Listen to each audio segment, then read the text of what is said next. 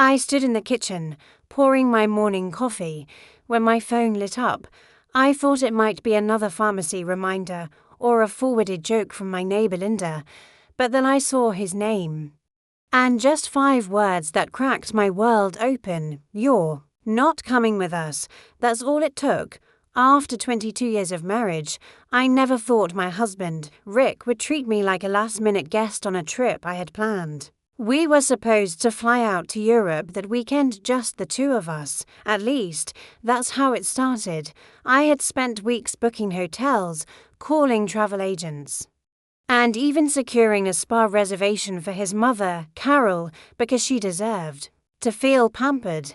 And now I wasn't even invited. Rick's message added, "Mom wants this to be a family-only vacation." So what was I now, after 2 decades, to kids and a life built together? Was I no longer family? That morning, I didn't cry, I didn't scream. I just stood there in my slippers, staring at 3 packed suitcases, mine included, lined up by the front door. The silence in our home felt like a verdict, and for the first time in a long time, I asked myself, when did I become invisible? In my own marriage, little did they know that message wouldn't be the end, it would be the beginning. I sat down slowly at the edge of the couch, coffee untouched, phone still in my hand. That one line from Rick repeated in my head like a broken record. Mom wants this to be a family-only vacation. It wasn't just a sentence, it was a verdict. It said everything without saying much at all. I looked over at the suitcases by the door. One of them was mine. I had folded every shirt, packed every bottle of sunscreen, printed every confirmation email. I'd planned this vacation 6 months ago as a surprise to celebrate Rick's business milestone. Italy, Greece, and a little time in Paris, just the 2 of us, like we always used to dream when life felt simpler. But somewhere along the way, it became his family's trip. His mother, Carol, who had always made it clear she didn't think I was the right kind of woman for her son, invited herself. Then came his sister, Tina, and her teenage boys. Suddenly, hotel choices had to be run through Carol. Dinner reservations were made without me, and a second group chat, one I was never added to, was buzzing with plans and updates. I had become background noise in my own life. Carol treated me like I was a household employee, not a wife. She made snide remarks about my cooking, my decorating, and once even said, "You're a little too independent, sweetie. Rick needs a woman who makes a man feel needed." Rick just chuckled at the time, but I didn't. I remembered it, and now that same woman had the power to exclude me from my own marriage. But what hurt most wasn't Carol's behavior, it was Rick's silence. He didn't stand up for me. He didn't even speak to me in person. He sent a text. I wandered upstairs, numb, passing the hallway photos, family pictures I'd framed, memories I'd held onto like glue, trying to keep everything together. In our bedroom, the passports still lay on the dresser, side by side. I'd placed them there the night before, double-checked the flight times, and even bought Rick a new neck pillow because his old one gave him back pain. Now I was the one left behind. I sat on the edge of the bed and stared at the carpet, trying to piece together how I got here. I'd given up a lot over the years, my own career, my savings, my dream of opening a small bakery downtown, all because Rick's business had needed help. When his logistics company was on the verge of collapse, I stepped in. I took my father's $700,000 life insurance inheritance and wired it straight to Rick. No contract, no ownership share, no questions. I just believed that's what wives do, right? I was the one who paid the office lease when Rick's credit wouldn't cut it. I co-signed the loan for his first fleet of vehicles. I wrote marketing copy on weekends, managed the books at night, packed lunches when the staff was short-handed. But now I wasn't even invited to the celebration, not as a guest, not even as a footnote. That morning, I realized something terrifying. I had handed over every part of myself, my energy, my savings, my time, while slowly being erased from every part of the picture. I wasn't Rick's partner anymore. I was a convenient tool, a wallet, a background character who smiled and nodded while he played the lead, and the worst part, I had let it happen. I thought love meant sacrifice, but somewhere along the way, I became the only one doing the sacrificing. I looked in the mirror, no tears, just a woman in her 50s, tired but not broken, for the first time in a long time. I saw the outline of something sharper in my reflection. Not anger, not bitterness, just resolve. If they wanted a vacation without me, they could have won. But when they came back, they'd realize what happens when the woman they erased finally walks away. That afternoon, I sat at the dining table, hands wrapped around a lukewarm mug of coffee I had no intention of drinking. The house felt quiet, like it knew I had just crossed an invisible line inside myself, one you can't uncross.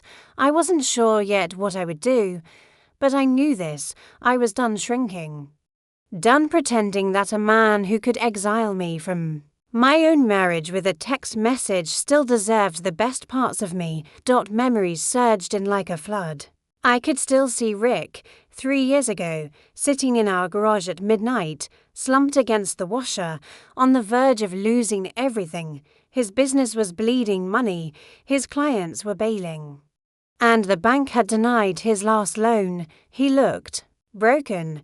And what did I do? I didn't hesitate. I wired him $700,000 from the inheritance my father left me when he passed. No questions, no contract, no agreement. I didn't even tell my brother, who warned me years ago to keep a separate account just in case. Why? Because I thought we were a team. Because I believed that love meant helping without needing credit. Looking back now, I wonder if Rick ever saw it that way, or if he just saw me as convenient. Everything around me, the office chair he loved, the espresso machine he bragged about to clients, even the framed map of all the countries he had visited on business trips, all of it was bought with that inheritance. My inheritance, my father's last gift to me. And yet here I was, sitting alone, while he toasted champagne with his mother on the Amalfi Coast. I opened our old group chat with Carol and Tina, scrolling through cheerful emojis, snapshots of their matching carry-ons, even a boomerang video of their mani-pedi session the day before the flight. Not once did anyone say a word about my absence, not one acknowledgement that I wasn't coming. They had already deleted me from the itinerary and from the family itself. And Rick, he hadn't even said goodbye, no note, no glance back, just a locked door and a deafening silence. I got up and walked slowly to his home office. It was pristine, like a showroom lined with awards, leather-bound journals, and glass cabinets filled with souvenirs. But what I saw wasn't success. I saw everything I gave up. I saw the bakery I never opened, the weekends I spent proofreading invoices instead of relaxing, the family holidays I cooked for while Carol criticized my recipes, and I saw something else, a pattern. Rick had never protected me from his mother's jabs. He always asked me to just ignore her when she crossed the line. When I tried to speak up, he'd say, "Don't make it a thing. You know how she gets." So I stayed quiet. I let myself get smaller. I thought being easygoing would earn me a seat at the table. Instead, I just disappeared from it. And now they were halfway across the world, laughing over wine, while I sat here staring at their luggage tags and hotel confirmations booked with my help. My time and my money, that's when it hit me. I had spent the last 2 decades trying to prove I belonged to a family that never really let me in. And if I was no longer family in their eyes, then maybe, just maybe, it was time I stopped giving them the benefits of one. I walked back to the dining table, picked up my laptop, and opened my bookmarks. I still had the contact info for The law firm that helped Rick incorporate his business. I was the one who found them in the first place. I even paid the consultation fee. As the screen lit up, I felt something stir in my chest, not grief, not rage, clarity, for the first time. In years, I wasn't thinking about saving something. I was thinking about reclaiming what was mine. By the next morning, I wasn't second-guessing myself anymore. The old version of me, the one who apologized too quickly and sacrificed too much, was gone. In her place stood someone sharper, steadier. A woman who had finally realized that being quiet didn't earn respect, it earned erasure. I made myself a cup of tea and sat at the kitchen table. The same place where I used to host family brunches and help Rick organize quarterly reviews.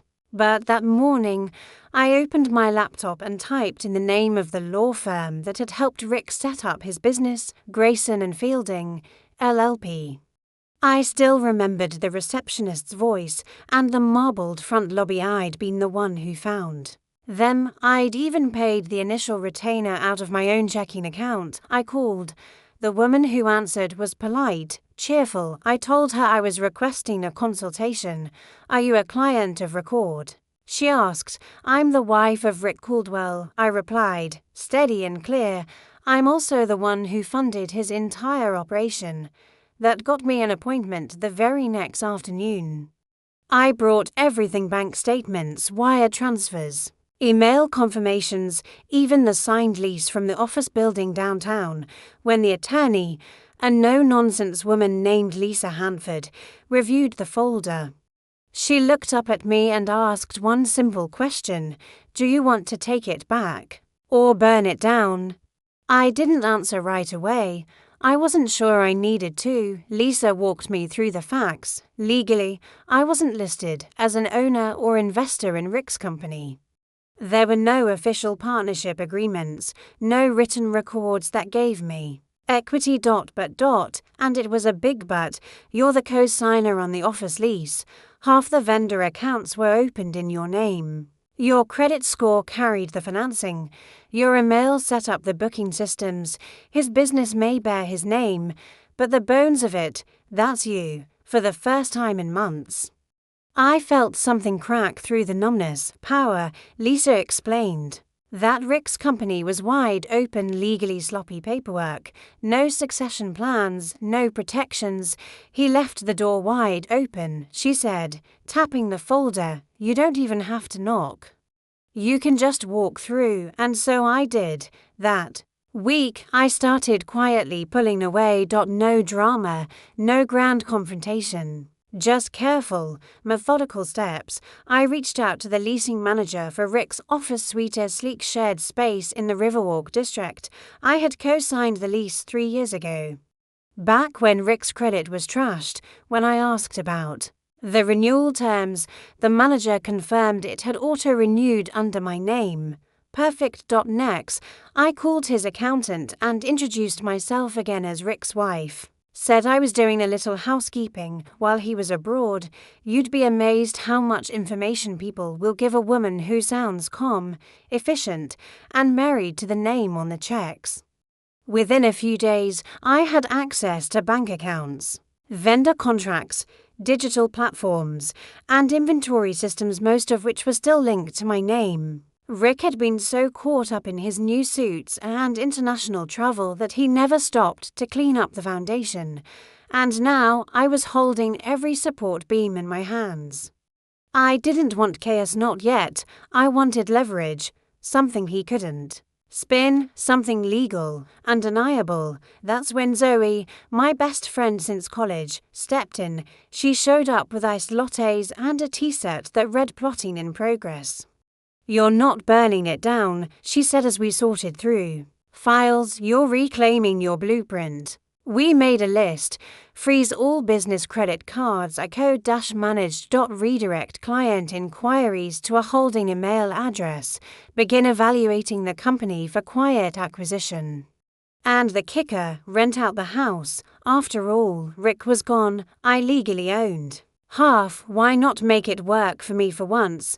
We staged the home with professional photos, posted it on a luxury vacation site, and within 48 hours. It was booked by a group of visiting tech entrepreneurs from Chicago. They wanted it for 1 week. The same week Rick and his family were scheduled to return. I didn't even flinch. Let them come back to strangers dancing in the living room I decorated. Let them find out what it feels like to be locked out of your own story, because for the first time, in a long time, I wasn't afraid to be the one holding the pen. The morning of their return was bright, peaceful almost too peaceful, considering what I had just set in motion. By then, everything was in place. The business had been sold, the house was rented, and my name had been carefully, methodically detached from every joint account, every utility, every subscription Rick had once set up for both of us. I hadn't made a scene, I hadn't thrown his clothes on the lawn or posted some melodramatic rant online.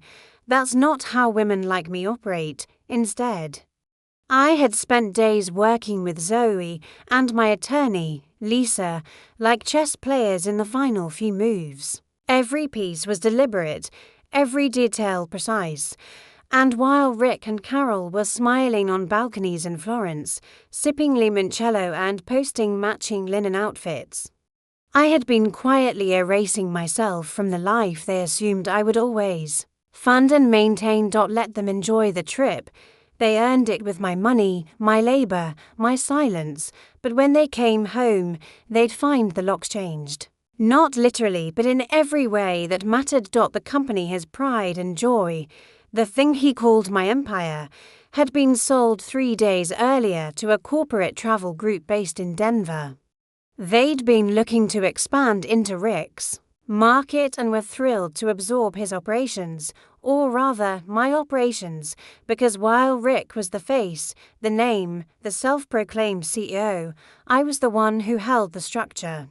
Vendor contracts, my name, office lease, my name, booking systems, client lists, back-end platforms, all tied to my email, my login, my financial profile.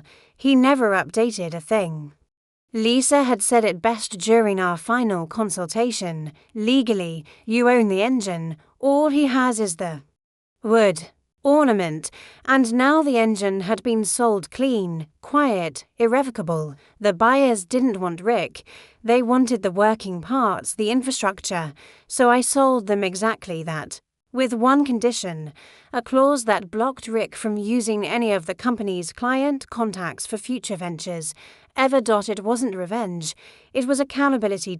As for the house, that was Zoe's masterpiece. She found the vacation rental site, helped me stage the property with fresh linens and soft lighting, even added a champagne package to sweeten the deal. We booked it for 1 week only, the exact week Rick and Carol were due to return, and when our guests, a group of young, well-dressed entrepreneurs from Chicago, asked if they could throw a little welcome back mixer, I told them, make yourselves at home.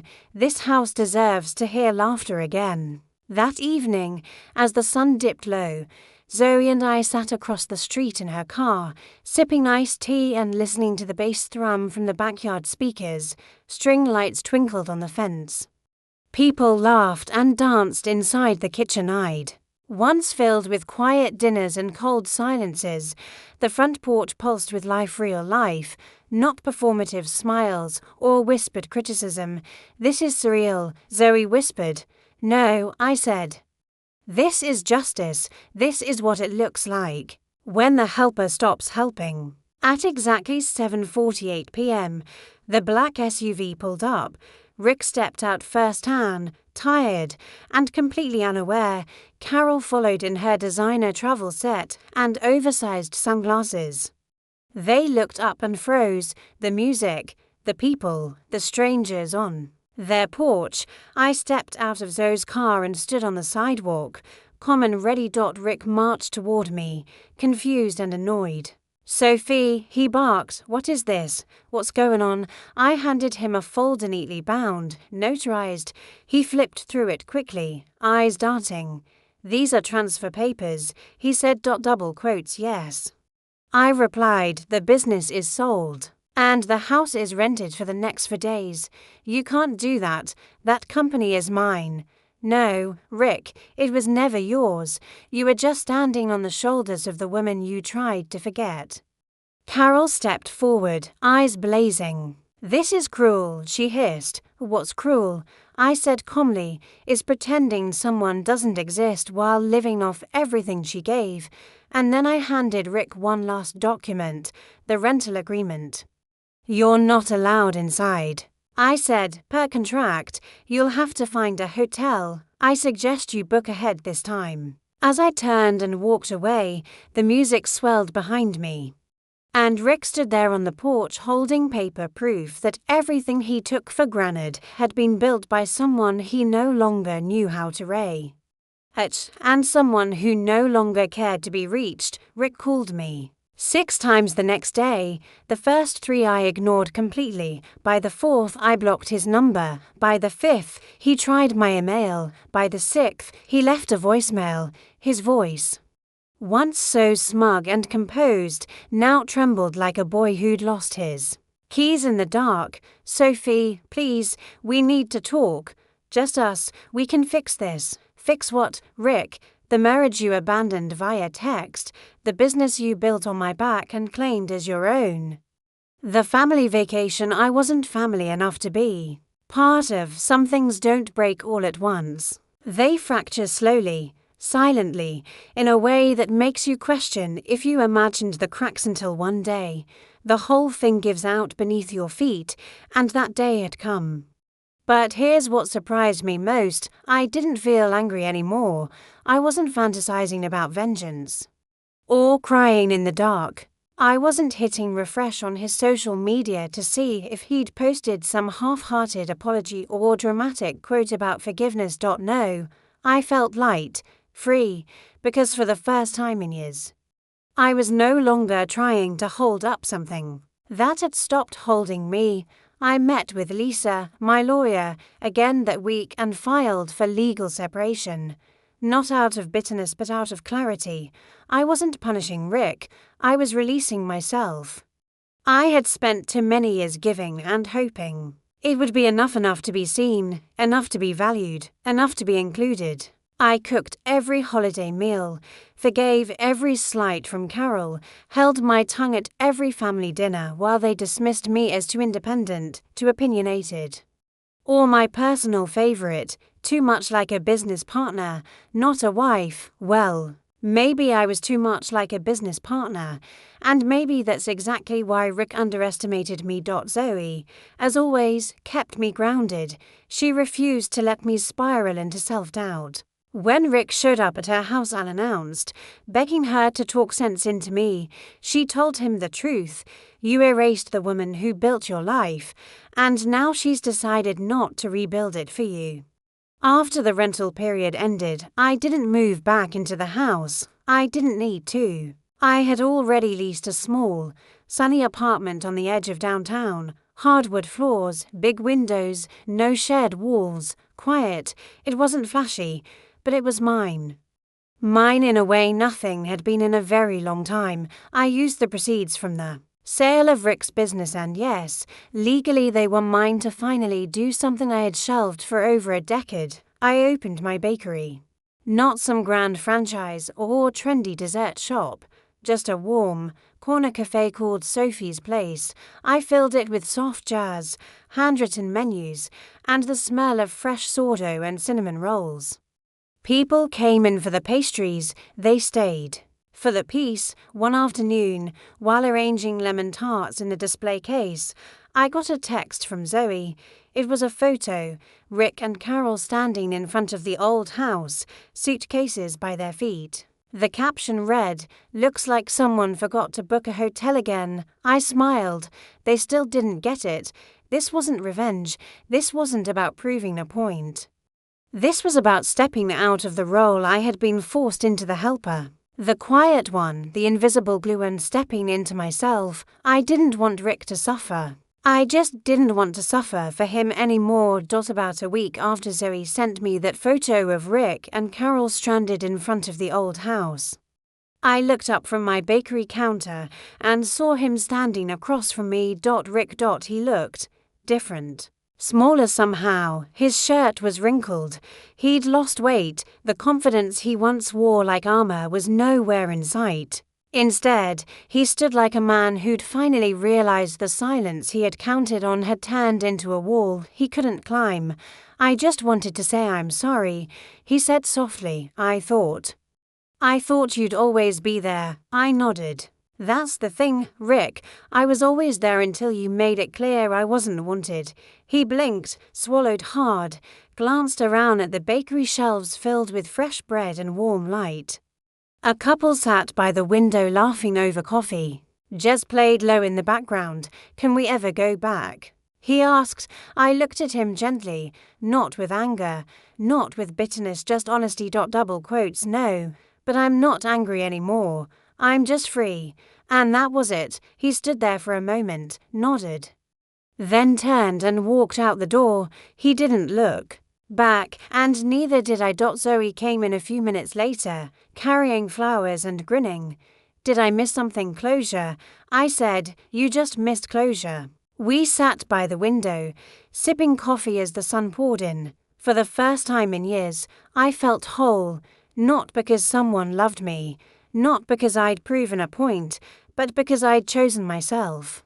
You see, people often think starting over happens in some grand, dramatic moment after a divorce, a death, a job loss. But it's quieter than that. It starts the day you stop explaining your worth to people who treat your love like background noise. The day you stop watering dead plants and start planting new seeds. For me, that day came with a 5-word text, "You're not coming with us." That's when I realized I didn't have to keep showing up for people who left me out of the picture. If you're watching this and you've ever felt invisible in your own marriage, your own family, your own home, please hear this. You are not crazy. You are not selfish. And you are definitely not too much. You may have just outgrown a role that was never meant to contain your full self. If this story resonated with you, maybe you've walked through your own kind of silence. Maybe you've given so much that you forgot how to ask for something in return. Maybe you've stood on your own front porch wondering how you became a stranger in the life you helped build. Here's your reminder. It's never too late to choose yourself. Whether you're 35, 55, or 75, your story isn't over. In fact, the most powerful chapter may be the one you write next. I'd love to hear from you. Have you ever had to rebuild your life after being pushed aside? What was your moment of clarity? Share it in the comments below. Your voice might just be the thing someone else needs to hear today. And don't forget, if you found this story inspiring, hit like, click subscribe, and turn on that notification bell so you won't miss our next true story of strength, resilience, and new beginnings. Because this isn't just a story about loss. It's a story about finding your way back home to yourself.